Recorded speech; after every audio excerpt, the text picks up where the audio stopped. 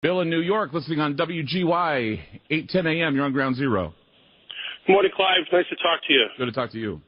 I found your show last week. I'm glad I did. I'm a truck driver now, but I'm former law enforcement. I was in the Army for 8 years, and I'm a first Gulf War veteran. Great. And I got some real strong opinions about these drones. We shouldn't be using them anyway. You know, why is it that we don't have APCs in downtown Chicago or in Harlem in New York or in L.A. where they could certainly be used? Because they're not acceptable, and neither are drones.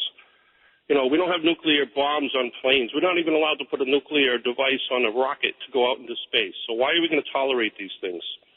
If you lived in those countries, Clive, and think about this. You're a 12-year-old kid. You're looking up in the sky, or maybe you can't see him, I guess. You can't hear him. But somebody in your village gets blown out of the sky, and the first thing they hear is, oh, that's an American drone. Yep. It's killing us. It's killing us around the world. We're not making any friends. And I'm not saying that we should be, but really to just ignore this. And I think there's something else going on here. It's not just the evil of, you know, they want to come after us. I'm certainly a good target. I'm a political person from Massachusetts. I ran for state rep as a Tea Party Republican. Mm-hmm. I just spoke at a gun rally 3 weeks ago. So, and, you know, what a world that I live in America that as a veteran I have to look over my shoulder and wonder if they're coming after me. You got a big old target on your back because you're an activist and you're also a vet. I have a political blog that I write, and I'm not afraid to throw my name on it and put it out there. And I'm in central Massachusetts. I mean, talk about being deep behind enemy lines. Right. But anyways, the thing is with these drones, when we're looking at what they're doing, it's not just the target, it's the collateral damage.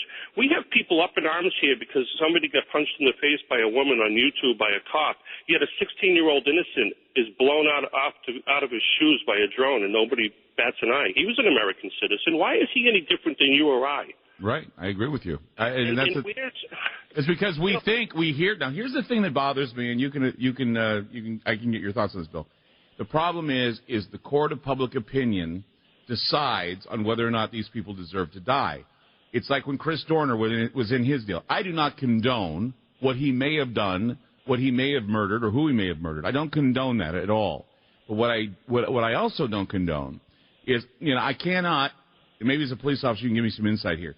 I cannot condone the idea that even after they knew he was dead, they set fire to the damn cabin. Now, why did they do that? I can't, honestly, this is going to sound like a cop-out. I don't mean it to be. I wasn't there. And I have a tough time putting myself where I wasn't. But don't you believe, Bill, being an officer of the law and being someone... I've been shot at, Clive. I've been shot at. Yeah, and I have friends who are police officers who've been stabbed, and I know exactly what goes through their heads when they're stabbed or shot or anything else, because they have families and they have to defend themselves for their families and for their loved ones and for all that they care about. And that is something that I wouldn't have to go through and I don't want to go through. So I know how police officers think. But see, the thing is here, what I worry about now is, you know, the whole idea of, you know, due process being taken away because of the fact that we think the rules of engagement are apparent by watching a television set when we're not officers and we're not there and we don't know. I do know this, that not all police officers are corrupt, but we do have corruption in police departments. We have corruption in government. We have corruption in religion. And if we don't have trials to try and expose corruption, if corruption has been had, then we're had. No, you're absolutely right. And I said I'm a former LEO. I had a good career, but the problem is I get so tired of the battle from within with the bureaucracies, with the same dweebs that we're dealing with at the government, at the federal level. I want you to think about the drone program like this.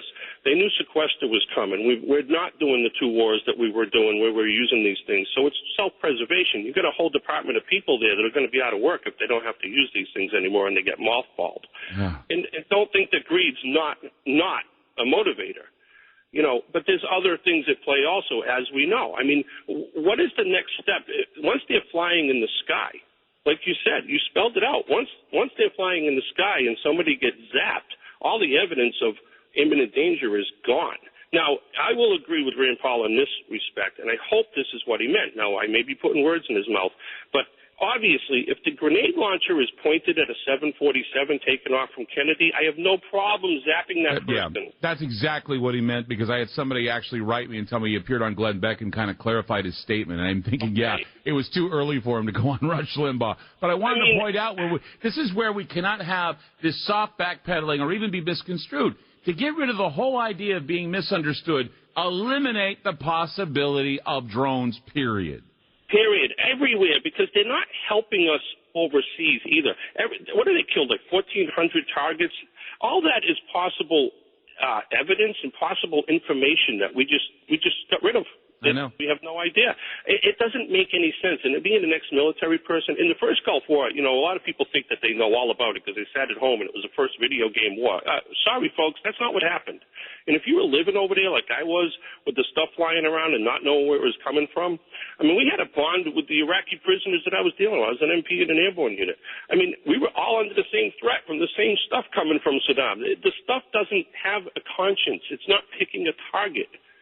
And people don't really understand what's going on. And these things, they act like, oh, it's just a drone. What's the big deal? What the big deal is that there's some bureaucrat or some nerd sitting in some basement in a building 3,000 miles away that's looking down on you and deciding whether you should live or die.